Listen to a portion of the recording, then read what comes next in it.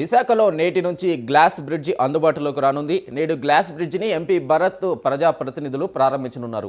7 కోట్లతో glass skywalk bridge నిర్మాణం పూర్తయింది. పర్యాటకులకు గ్లాస్ బ్రిడ్జి సరికొత్త అనుభూతిని పంచనుంది. ఒకేసారి 500 టన్నుల భారాన్ని మోసేలా తీర్చిదిద్దారు అధికారులు. దేశంలోనే అత్యంత పొడవైన గాజు వంతెనగా రికార్డులోకి ఎక్కింది. జర్మనీ నుంచి దిగుమతి చేసుకున్న లామినేటెడ్ గాజుతో ఈ బ్రిడ్జిని నిర్మించారు.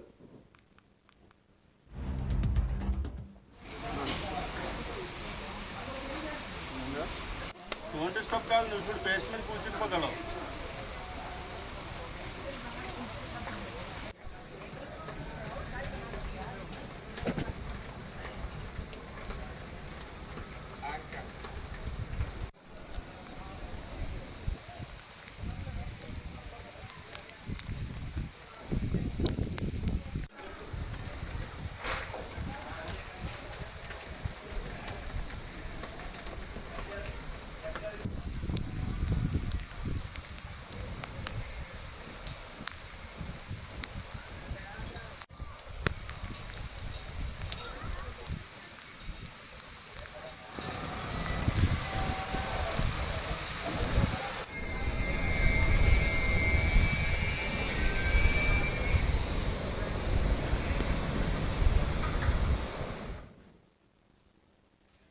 ఇదే అంశంపై పూర్తి అప్డేట్ మా ప్రతినిధి చంద్రశేఖర్ అందిస్తారు. చంద్రశేఖర్, చెప్పండి, ఏదైతే విశాఖలో నిర్మించిన గ్లాస్ బ్రిడ్జికి సంబంధించి అక్కడ ప్రత్యేకతలు ఏంటి, పర్యాటకులు ఎలా స్పందిస్తున్నారు దీని మీద?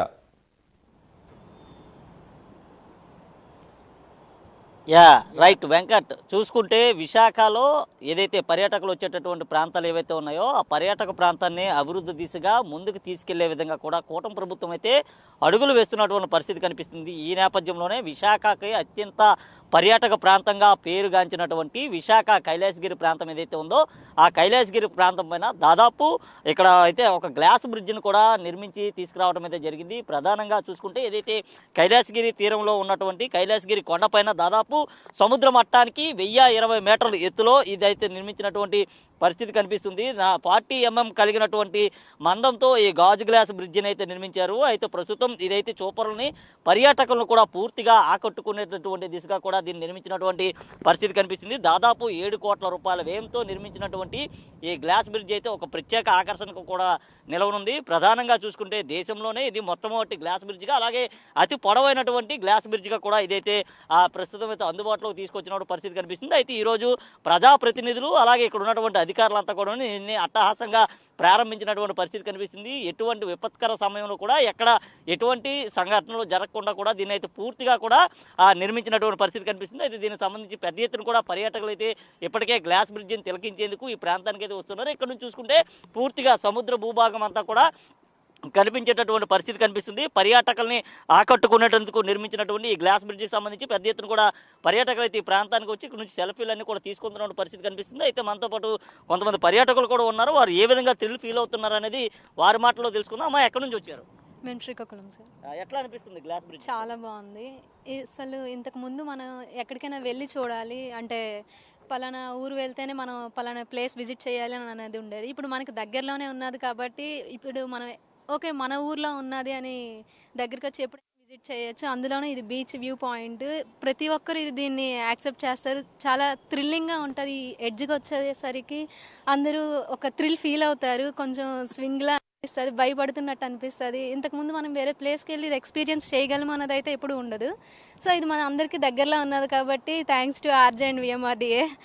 Thank you so much. చూసుకోవచ్చు, ఏదైతే మనం ఇక్కడ ఉన్నటువంటి గ్లాస్ బ్రిడ్జ్ నుంచి చూస్తే పూర్తిగా సముద్రం అంతా కూడా ఇక్కడ నుంచి అయితే చాలా క్లుప్తంగా కనిపిస్తున్నటువంటి పరిస్థితులు ఉన్నాయి. ముఖ్యంగా చూసుకుంటే దీన్ని అయితే పూర్తిగా అన్ని రకాల ఫెసిలిటీతో కలిగినటువంటి గ్లాస్ బ్రిడ్జ్గా దీన్ని నిర్మించినటువంటి పరిస్థితి కనిపిస్తుంది. ఎలాంటి విపత్కర పరిస్థితులు ఎదురైనా సరే ఎలాంటి చెక్కు చెదరకుండా నిర్మించారు. ఇలాంటి తుఫాన్లను కూడా పూర్తిగా ఇది తట్టుకున్నటువంటి కనిపిస్తుంది. ప్రకృతి వైపరీత్యాలు జరిగే సమయంలో కూడా ఇదైతే నిలబడుతుంది. 250 కిలోమీటర్ల వేగంతో గాలులు వీచినా సరే ఈ గ్లాస్ బ్రిడ్జ్ అయితే పూర్తిగా తట్టుకునే విధంగా కూడా దీన్ని నిర్మించారు. అయితే ఇటీవల చూసుకుంటే విఎంఆర్డీఏ వచ్చిన తర్వాత అలాగే కూటమి ప్రభుత్వం అధికారంలో తర్వాత పర్యాటకాన్ని మరింత దిశగా కూడా ఈ గ్లాస్ బ్రిడ్జిని అయితే తయారు చేసినటువంటి పరిస్థితి కనిపిస్తుంది. అయితే గత కొద్ది రోజులుగా నిర్మాణం అయితే పూర్తయింది. నిర్మాణం పూర్తయిన తర్వాత ఈరోజు అట్టహాసంగా కూడా దీన్ని అయితే ప్రారంభించారు. అలాగే విశాఖ ఎంపీ భరత్తో పాటు విఎంఆర్డీఏ చైర్మన్ అలాగే జీవీఎంసీ కమిటీ అలాగే ఇక్కడ ఉన్నటువంటి ఎమ్మెల్యేలు వెలగపూడి రామకృష్ణ కావచ్చు, గంటా శ్రీనివాసరావు కావచ్చు, వీళ్ళంతా కూడా అయితే మరికొంతమంది కూడా పర్యాటకులు. సార్ చెప్పండి సార్, ఏం చెప్పదలుచుకున్నారు? వైజాగ్ వాసులకి అయితే గుడ్ న్యూస్. ఎప్పుడో ఎదురు చూస్తున్నటువంటి కాంటిలివర్ గ్లాస్ బ్రిడ్జ్ రానే వచ్చింది. వైజాగ్ అనేసరికి అందరికీ గుర్తొచ్చేది బ్రిడ్జ్. వైజాగ్ అనేసరికి అందరికీ గుర్తొచ్చేది ఆర్కే బీచ్. కానీ ఇక మీదట అందరికీ ఆల్రెడీ ఇప్పుడే నేను తడబడ్డాను. వైజాగ్ అంటే గుర్తొచ్చేది గ్లాస్ బ్రిడ్జ్ అని చెప్పుకోవచ్చు. ఎందుకంటే ఇక్కడ మొత్తం ప్రకృతితో పాటు ఈ వెనకాతలు ఉన్నటువంటి బీచ్ బ్యాక్గ్రౌండ్ కానీ, అలాగే మన వైజాగ్ అనేసరికి వనవృక్షాలు అంటే వనంతో, ఎందుకంటే చెట్లు అవి ఎక్కువ ఉండి హిల్స్ కొండలు అవి ఎక్కువ ఉంటాయి. ఆ ప్రకృతిని అంతా మూడింటిని ఒకే దగ్గర కలగలిపి ఈ బ్రిడ్జ్ ఎండింగ్ పాయింట్కి వస్తే కనుక ఇక్కడ చిన్న వైబ్రేషన్తో ఈ వెనకాతల బ్యాక్గ్రౌండ్ చూస్తే వర్ణనాథితం. వచ్చిన వాళ్ళు కనుక తప్పకుండా స్టెప్ అలా పడుతుంటే ఒక్కొక్క అడుగుకి ఒక్కొక్క థ్రిల్లింగ్ అనుభూతి అయితే పొందుతాం. అది ఆల్రెడీ నేను పొందాను. చెప్పండి, ఎక్కడి నుంచి వచ్చారు? ఈ రోజు గ్లాస్ బ్రిడ్జ్కి వచ్చారు కదా, మీకు ఎట్లా అనిపిస్తుంది ఈ ఎక్స్పీరియన్స్? చాలా చాలా బాగుంది. కొంచెం భయంగా అదంతా కాదు కానీ ఈ ఎడ్జ్కి వచ్చేసరికి కొంచెం ఇంత చిన్న షివర్ వచ్చేసరికి మన బాడీలో కొంచెం ఒక టైప్ ఆఫ్ భయం. బట్ ఎక్స్పీరియన్స్ చాలా చాలా బాగుంది. అంటే వీడియోస్లో చూసింది వేరు, డైరెక్ట్గా ఎక్స్పీరియన్స్ చేస్తేనే మనకి ఆ థ్రిల్ అనేది వస్తుంది. సో వైజాగ్లో ఉన్న వాళ్ళందరూ వచ్చి ఈ ఎక్స్పీరియన్స్ని ఫీల్ అవ్వండి.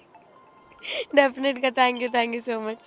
ఇది చూసుకోవచ్చు, మొత్తాన్ని చూసుకుంటే ఏదైతే విశాఖ కైలాసగిరి కొండపైన ఏర్పాటు చేసినటువంటి క్యాంటిలివర్ బ్రిడ్జ్ ఏదైతే ఉందో, స్కై బ్రిడ్జికి సంబంధించి పెద్ద ఎత్తున కూడా పర్యాటకులంతా ఈ ప్రాంతానికి అయితే చేరుకుంటున్నారు. ఇక్కడ ఉన్నటువంటి అనుభూతి ఏ విధంగా ఉందనేది పర్యాటకులను పూర్తిగా ఆహ్లాదభరితమైనటువంటి వాతావరణం నిర్మించినటువంటి ఈ కాంటిలివర్ బ్రిడ్జ్ ద్వారా కూడా ఇక్కడ నుంచి పూర్తిగా కూడా పరిణితి అయితే చెందనున్నారు. ముఖ్యంగా ఇక్కడ వచ్చేటటువంటి అనుభూతి ఏ విధంగా ఉంటుందనేది కూడా మాటల్లో కూడా పూర్తిగా వర్ణించలేమంటూ పర్యాటకులు చెప్పిన అనిపిస్తుంది. ఇటీవల కాలంలో చూసుకుంటే పర్యాటక రంగం అభివృద్ధి చెందుతున్నటువంటి నేపథ్యంలో ఈ ఫ్లై బ్రిడ్జ్తో పాటు అలాగే మరికొన్నిటిని కూడా ఏర్పాటు చేసేందుకు కూడా ఇటు కూటమి ప్రభుత్వం పర్యాటక శాఖ ముందుకు వస్తున్నట్టు కనిపిస్తుంది.